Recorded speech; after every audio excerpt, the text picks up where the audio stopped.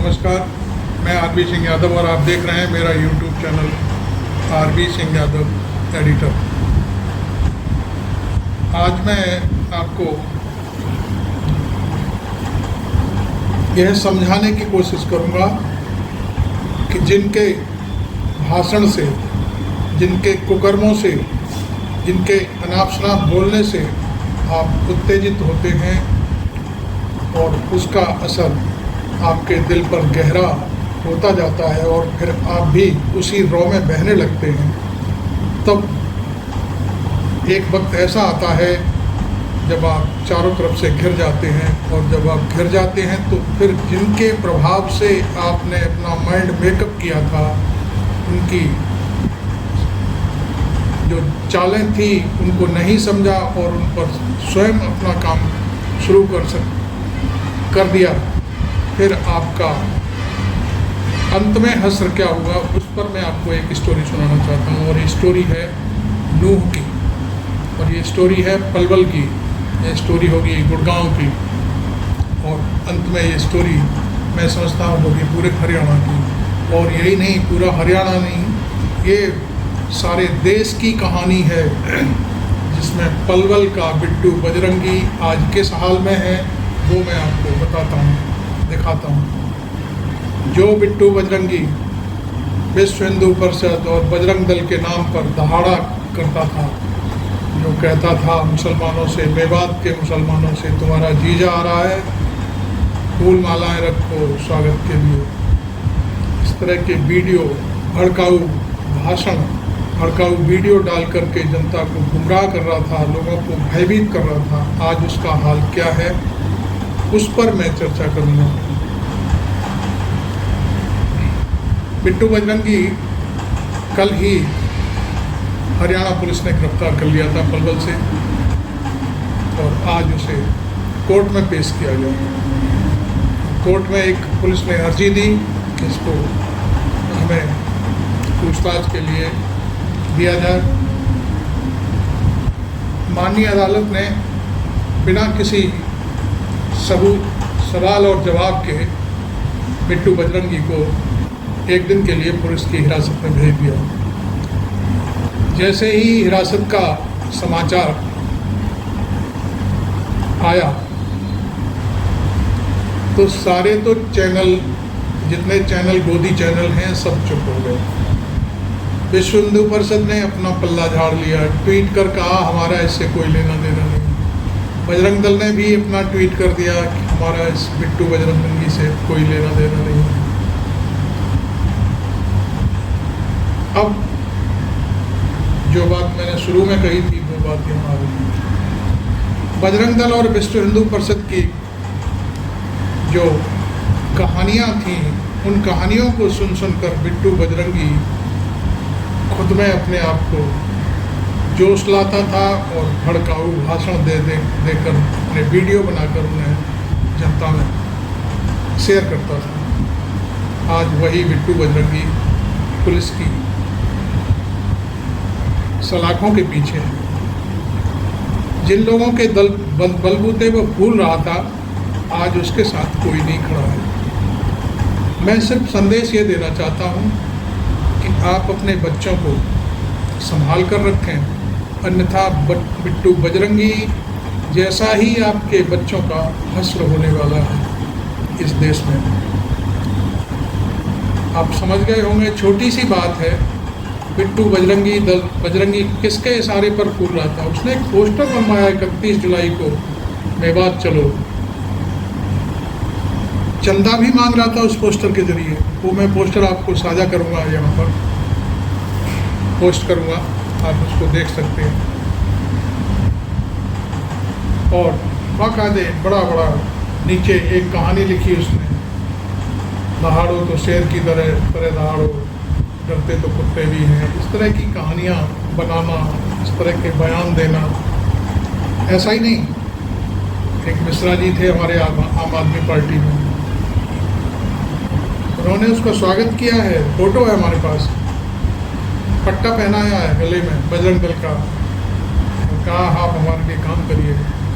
इसी को लेकर के बिट्टू बजरंगी जाने क्या क्या तमाम दुनिया की कहानियाँ गढ़ रहा था। उसकी सारी ठसक कल से निकली हुई है। वो वैसे ही इतना भारी है बॉडी से, ऐसे चल रहा है बिल्कुल जैसे ऐसे। कैसे चलते हैं इसका तो आप ही निकाल सकते हैं, ऐसे कौन चलता है। और अब पुलिस उसे हिरासत में ले गई तो उसे टोपा पहनाया हुआ था और वो ऐसा लग रहा था जैसे किसी दूसरी दुनिया का आदमी है। तो कुल मिलाकर के मेरा आपसे यही निवेदन है कि अपने बच्चों को बिट्टू बजरंगी मत बनने देना। बस यदि आपने ऐसा सोचा, यदि आपने इस पर अमल किया तो ये देश कहीं नहीं जाएगा, जहाँ है वहीं रहेगा और हम जीतेंगे। फिरका परस्ती से हम जीतेंगे, निश्चित तौर पर जीतेंगे, क्योंकि आपके बच्चे उनके झांसे में नहीं आओगे। आपको नहीं मालूम वो ये सब क्या कर रहा है। एक मोनू मानेसर भी है, उसके भी कान खड़े हो गए होंगे कि बिट्टू बजरंगी से विश्वदीप प्रसाद और बजरंग दल ने अपना पल्ला झाड़ लिया है कि बिट्टू बजरंगी से हमारा कोई लेना देना नहीं है। वो हमारे संगठन के लिए कोई काम नहीं करता था, वो हमारे संगठन में ही नहीं था। ऐसे ही मोनू मानेसर का भी एक दिन यही हस्र होना है, निश्चित तौर पर मान लीजिए। मेरे बाप के मुसलमानों का कुछ नहीं बिगड़ना, उनको यहीं रहना है। उनकी रोजी रोटी सरकार ने ज़रूर उजाड़ दी है, 200 दुकानदारों को बेघर कर दिया है, उनको उनकी रोजी रोटी छीन ली है। लेकिन ऐसा नहीं कि वो रोजी रोटी फिर नहीं कमाएंगे, यहाँ नहीं तो कहीं और कमाएंगे जो ऊपर वाला है उनके साथ। आप समझ रहे होंगे कि हम बहुत बड़े 30 मार्का हैं, कुछ नहीं। जाकर के हिमाचल में देख लीजिए, प्रकृति सबको जवाब दे रही है। इसलिए खुद को यदि अपने आप को धार्मिक कहते हो तो इस तरह की गतिविधियों से दूर रहो। धर्म कभी नहीं सिखाता कि किसी दूसरे को गोली मारो, गाली दो, उसकी बुराई करो। धर्म कहता है अच्छे कर्म करते रहो, आपका बाल बांका भी नहीं होने वाला है। मैं समझता हूँ वीडियो लंबा करने के लिए तो बहुत कुछ कह सकता हूँ मैं, लेकिन मैं चाहता हूँ कि आप गागर में सागर की तरह उस छोटी सी बात को ही अपनी गांठ में बांध लीजिए। बस अपने परिवार को संभाले रहिए, बाकी कोई आपका कुछ नहीं कर सकता। अपने बच्चों को संभाले रहिए, हाँ उनको अच्छी शिक्षा दीजिए, उनका पालन पोषण बहुत अच्छा करिए। मुसलमान आपकी रोटी छीनने नहीं आ रहे, बिल्कुल नहीं आ रहे। आपका दुश्मन भी आपकी रोटी छीनने नहीं आ रहा, वो कुछ नहीं बिगाड़ सकता जब तक ऊपर वाले का हाथ है आपके ऊपर। हाँ, लेकिन आपको किसी की बातों में नहीं आना है। तलवार लेके किसी को दहशतगर्दी नहीं फैलानी है। यदि आप ऐसा करते हैं तो इसका भुगतान बिट्टू बजरंगी की तरह ही आपको भी भुगतना होगा, निश्चित तौर पर मान लीजिए। मैं 100% आपसे दावा करता हूँ। और ये वीडियो मेरा चूँकि YouTube पर जाने वाला है, हमेशा पड़ा रहेगा। आप याद करोगे कि संपादक ने क्या बात कही थी और आज उनकी बात का क्या सच्चाई है, क्या बुराई है। खैर, मैं वीडियो यहीं समाप्त करता हूँ और आपसे गुजारिश है कि आप ये वीडियो मेरा अच्छा लगा हो तो सब्सक्राइब ज़रूर करें, मुझे फॉलो भी करें, इस वीडियो को शेयर भी करें, जिससे आम आवाम हिंदुस्तान का देखे और बिट्टू बजरंगी के जो हालत है उससे वो सबक लें। जो गुमराह होने वाले हैं, जो उस नदी में बहने वाले हैं, नफ़रत की नदी में, उससे दूर रहें। बस यही मेरा संदेश है। बाकी आपकी मर्जी, जैसा आप चाहो करो।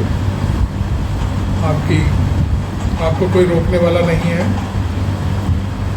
लेकिन मैं फिर कहूँगा, नफ़रत की इस राजनीति से दूर रहिए, इसके चक्कर में मत फंसिए, वरना बर्बाद हो जाओगे।